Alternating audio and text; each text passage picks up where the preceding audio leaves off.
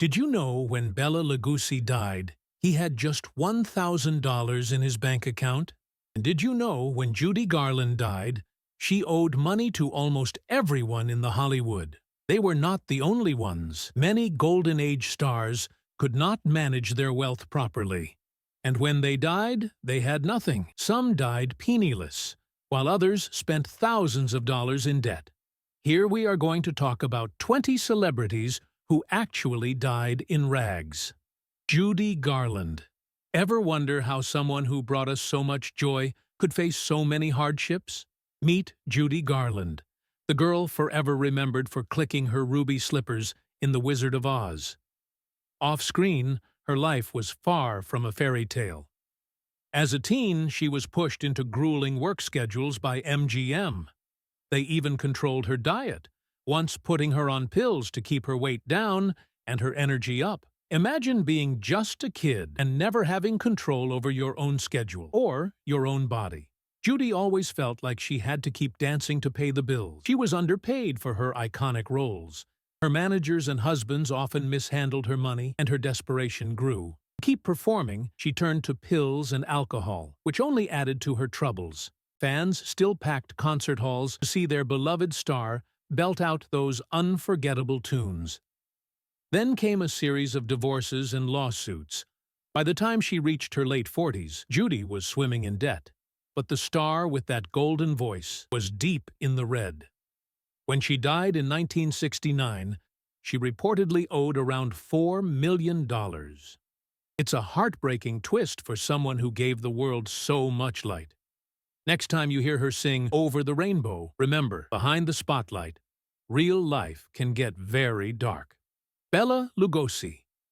Bela Lugosi sank his teeth into fame, playing Count Dracula in 1931. Audiences couldn't get enough of his hypnotic accent and piercing stare.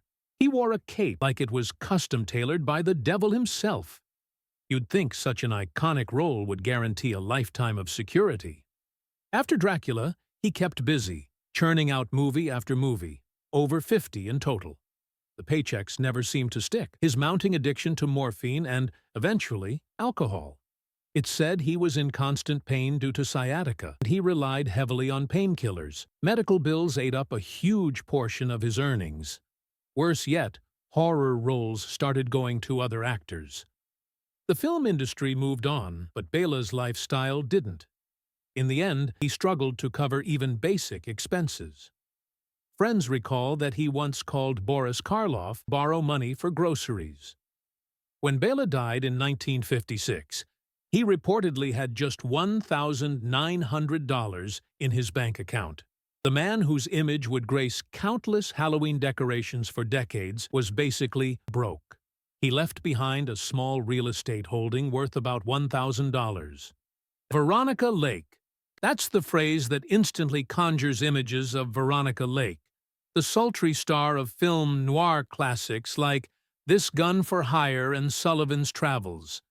She became an icon in the 1940s, with her trademark hairstyle covering one eye, inspiring countless salon visits. Fans practically worshipped her mysterious allure. But behind the camera? Her career soared early, but stalled just as fast. Studios saw her as difficult, and she eventually burned bridges in Hollywood. Toss in a few failed marriages and a tragic miscarriage, and Veronica found solace in alcohol, lots of it. Alcoholism doesn't just hurt your health, it drains your finances. And the studios weren't exactly lining up to hire her anymore. By the 1950s, she was jobless and broke. Rumor has it she once took a job as a bartender to pay her bills. And seeing the once glamorous Veronica Lake serving up your drink, paparazzi had forgotten her, and fans were long gone. She wrote an autobiography, Veronica, published in 1969. She died in 1973 at just 50, from complications related to liver and kidney disease. Her funeral expenses had to be covered by a friend. Anita Ekberg. Ever see La Dolce Vita and think, who is that goddess dancing in the Trevi fountain? That was Anita Ekberg, the Swedish beauty, who shot to stardom in Federico Fellini's 1960 classic. In the 60s, she was living the dream: glamorous parties, major movie roles, paparazzi on every corner. She embodied the Hollywood dream mixed with Italian flair. The offers stopped rolling in. By the 1970s, the curtain had fallen. After a string of minor parts and personal troubles, Ekberg found herself adrift. She went through a divorce that left her emotionally and financially drained. As if that weren't enough, she got robbed multiple times, only to discover burglars had taken almost everything of value. That villa became rundown, and she reportedly couldn't afford to fix it. So she lived in what some called shabby seclusion. Her health issues piled on, and medical bills soared. The image of the glamorous star waiting in the fountain was replaced by the reality of a woman struggling to make ends meet. Toward the end, she even reached out to the Fellini Foundation for financial help. When she passed away in 2015, many sources said she died nearly penniless. Jean Harlow. The blonde bombshell might have been the original Hollywood it girl. When you see old photos of that platinum hair and sly smile, it's easy to assume she was rolling in cash. In the 1930s, she was just as famous as Marilyn Monroe would be decades later. Movies like Platinum Blonde and Dinner at 8 made her a huge box office draw. But behind that glamorous exterior, money wasn't exactly secure. Harlow was thrust into stardom at a young age, and her mother managed much of her career and her finances. Let's just say it didn't always go in Jean's best interest. She lived large, big houses, fancy clothes, lavish parties, but it was mostly on credit or tied up in questionable investments. By her early 20s, her health took a turn for the worse. She developed kidney failure, though it wasn't widely known at the time. Medical treatments were less advanced, and her condition deteriorated rapidly. She died at just 26, leaving friends and fans heartbroken. The bills, though, kept rolling in. Her mother, known to be controlling, reportedly squandered much of Jean's funds. It's said her fiancé, actor William Powell, covered many of her final expenses, including her funeral. Errol Flynn. If you think of swashbuckling adventure, Errol Flynn probably comes to mind first. From Captain Blood to the adventures of Robin Hood, he was the epitome of old-school action hero. Sword in hand, grin on his face, and always ready for the next daring feat. But Flynn's off-screen life was just as dramatic, and not in a good way. He earned buckets of money during his prime, yet he spent it with the same reckless abandon he showed on screen. Lavish yachts, extravagant parties, and constant travel were his norm. Rumor has it he'd host gatherings that lasted for days. Toss in legal controversies, including statutory rape charges — he was acquitted, but it hurt his reputation — and massive alimony payments from multiple marriages, and you can see how his fortune started to vanish. His health took a nosedive, largely thanks to heavy drinking. Some say he downed a bottle of vodka a day. By the 1950s, studios were wary of hiring him, and in 1959, he died of a heart attack at just 50. Shockingly, he had a mere $10,000 to his name: Ed Wood. His film Plan 9 from Outer Space became legendary for its low-budget charm. And by charm, I mean cardboard gravestones and flying saucers on strings. He was the ultimate outsider artist, passionate, daring, and completely sure of his own genius. In the 1950s, Ed dreamed of being the next Orson Welles, but studios weren't exactly lining up to give him money. Filming on shoestring budgets and calling in favors from friends like Bela Lugosi. He financed his projects with personal loans, hoping each new feature would be his big break. It never came. Audiences either laughed at his work or ignored it altogether. He often drowned his disappointments in drink, depleting whatever small funds he had. By the 1970s, he was directing softcore porn just to pay rent. His home life wasn't stable either. He and his wife were evicted from their apartment. It's said that in his final moments, he was living in a friend's cramped place.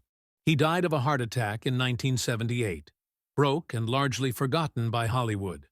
He's become a cult icon posthumously, celebrated for his boundless passion, if not for his cinematic skill.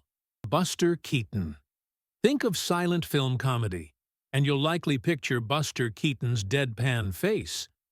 Known as the Great Stone Face, he pulled off breathtaking stunts like letting a house facade fall around him without batting an eye. He was a pioneer, creating groundbreaking work in the general and Sherlock Jr. Critics and audiences loved his physical comedy and impeccable timing. Despite his cinematic genius, his bank account didn't laugh all the way to the bank. The trouble began when he signed with MGM. Stripped him of the creative control he thrived on. His films started feeling formulaic, and success dwindled. Then came a battle with alcoholism, which eroded both his health. By the 1930s, he was doing low-paying gigs and writing gags for other comedians just to keep a roof over his head. A string of failed marriages also put a dent in his wallet. Although he eventually found steadier ground later in life, appearing in cameo roles and on television, he never regained the fortune he once had. When he died in 1966, he wasn't exactly destitute. Many fans were shocked to learn that the comedic genius, whose work later inspired countless filmmakers, spent years struggling just to make ends meet. Lupe Velez. Let's talk about a star known as the Mexican Spitfire. Lupe Velez burst onto Hollywood screens in the late 1920s, capturing hearts with her fiery personality and undeniable talent. She appeared in films like The Gaucho and Hell Harbor, forging a path for Latina actresses in an industry that wasn't exactly inclusive at the time. On camera, she was captivating. Off camera, she led a turbulent life. Velez had high-profile relationships, including one with Gary Cooper, which fueled Hollywood gossip mills. But behind the scenes, she struggled to maintain financial stability. Some say she was a big spender who loved fancy parties and flashy clothes. Others claim she just didn't get the roles or the paychecks she deserved once the talkies took over. As her star power faded, she grew desperate to reclaim her place in Hollywood. That pressure weighed heavily on her mental health. In 1944, she was found dead in what's still debated as either suicide or an accident after overdosing on sleeping pills. At the time, she was facing both career and money problems. What's even more tragic is how the tabloids sensationalized her death, overshadowing her contributions to film. She was one of the first Mexican actresses to achieve mainstream Hollywood success, yet her financial situation was a far cry from glamorous. Dorothy Dandridge. Imagine being so talented you become the first black actress nominated for an Oscar in a leading role, and still struggling to pay the bills. That was Dorothy Dandridge. Her performance in Carmen Jones in 1954 electrified audiences and earned her that historic nomination. She had the voice of a songbird, the poise of a trained dancer, and the looks of a classic Hollywood star. But systemic racism and poor financial management conspired against her. Dandridge wasn't paid like her white counterparts, even when her films scored major hits. She also faced limited roles, often typecast or passed over entirely. Desperate to maintain her stardom, she poured what money she had into glamorous clothes, basically, the cost of staying visible in a biased system. Her personal life was chaotic, too. Several failed marriages and a disastrous business venture siphoned off her earnings. By the early 1960s, Dorothy was drowning in debt. She lost her home to foreclosure and had to borrow money just to get by. In 1965, she was found dead in her apartment at 42. The coroner listed the cause as an accidental overdose, but what stunned many was that she reportedly had only $2.14 in her bank account. Entwistle. You've probably heard the urban legend about an actress who jumped off the Hollywood sign. Well, that's no myth. It was Peg Entwistle, a promising Broadway star who tried to make it big in Tinseltown. She had a small part in the film 13 Women, 1932, and many believed she had the talent to go further. But Hollywood can be unforgiving. The roles dried up, money got tight, and life in the glitzy city turned bleak.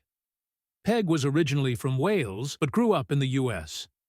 She found success on Broadway, performing alongside stars like Billy Burke. Yet the transition to Hollywood wasn't smooth. After 13 Women, she struggled to land more parts. Her savings evaporated, and she reportedly couldn't cover basic living expenses. Imagine packing your bags for Hollywood, dreaming of stardom. On a September night in 1932, Peg climbed the steep hill to the Hollywood sign. She left a note which hinted at her despair over not being able to keep going. Then she leapt to her death from the letter H. She was 24. The tragedy locked Peg Entwistle into Hollywood lore as the actress who died literally beneath the sign that symbolized her dream. Bud Abbott. Bud Abbott was one half of the legendary comedy team, Abbott and Costello. During World War II, they worked tirelessly to sell war bonds, raising huge sums for the war effort. Sadly, the IRS refused to accept Abbott's claim for $500,000 in expenses, saying they were not valid deductions. He had to sell his home and come out of retirement, even after the death of his partner, Lou Costello. Desperate for help, he went on television talk shows, begging fans to send money so he could pay his mounting tax debt. When he died in 1974, Bud Abbott was effectively penniless. A similar fate befell the British actor and comedian Terry Thomas. Known for his dapper style and iconic gap-toothed grin, he enjoyed fame in films like Those Magnificent Men in Their Flying Machines. But his life changed after he was diagnosed with Parkinson's disease. The high cost of treatments drained his entire fortune, forcing him to spend his last years in an actor's charity retirement home. Despite once being a beloved star who brought laughter to countless audiences, Terry Thomas died in near poverty in 1990. Both stories are reminders that fame and success can vanish when tragedy strikes. Roscoe Fatty Arbuckle. Roscoe Fatty Arbuckle was once one of Hollywood's biggest stars, both literally and figuratively. His slapstick comedy and warm screen presence made him a favorite of silent film audiences. However, everything changed in 1921, when he was accused of raping and murdering an aspiring actress, Virginia Rapp. Arbuckle stood trial 3 times. The first 2 trials ended with hung juries, and the third finally acquitted him. But the damage to his reputation was already done. Studios blacklisted him, and many theaters refused to show his films. With no one willing to hire him, Arbuckle tried launching his own film company. Despite his talent, the company didn't take off. Legal fees from the trials had eaten up much of his savings, and he still owed the government money in taxes. He struggled to remain in the public eye, sometimes taking small directing jobs under the pseudonym William Goodrich. When he died in 1933, he had virtually nothing left. Reports indicate that any remaining funds were eaten up by debts. The once-beloved comedic legend was laid to rest with an empty bank account. His fame and fortune lost to years of scandal and financial strain. Hedy Lamarr. Hedy Lamarr, actress, inventor, and proof that Hollywood glamour can hide a rocky financial road. She lit up the silver screen in the 1940s with roles in films like Samson and Delilah and Algiers. Audiences were mesmerized by her beauty, calling her one of the most stunning women ever to grace Hollywood. But there was far more to Hedy than good looks. She co-patented a revolutionary technology that paved the way for modern Wi-Fi and Bluetooth. But while her invention changed the world, it didn't line her pockets. She never saw a dime from her frequency-hopping patent because it expired before the tech boom. Meanwhile, Her acting career hit the usual Hollywood snags: aging out of leading roles, failed marriages, and shifting audience tastes. Throw in some legal battles over finances and image rights, and you've got a recipe for money troubles. By the 1960s, roles were scarce, and Hedy's lavish spending habits caught up with her. Even in her later years, she faced lawsuits and bills she struggled to pay. Some friends said she became reclusive, living in near solitude. That's a hard fall for someone who once strutted down Hollywood Boulevard in glitz and glamour.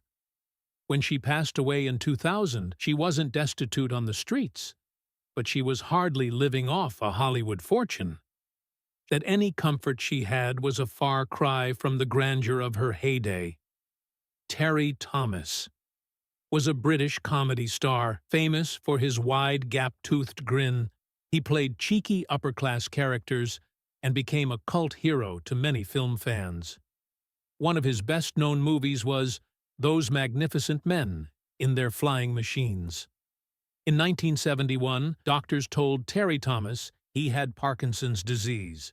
His treatment was very expensive. He spent more than $100,000 each year. To pay these costs, he sold his home. Even then, he still did not have enough money. The Actors Benevolent Fund arranged a fundraiser to help him. Terry Thomas died in 1990 at age 78. Bobby Driscoll. Bobby Driscoll was a famous child actor. He was the voice of Peter Pan in Disney's 1953 animated movie. As a teen, he began using drugs. He was later convicted, which made it hard for him to find acting work. He lost money and soon became penniless. Bobby died in 1968 at just 31 years old. His body was found in an abandoned building in New York. Only later did people learn it was Bobby Driscoll, the once beloved Disney star.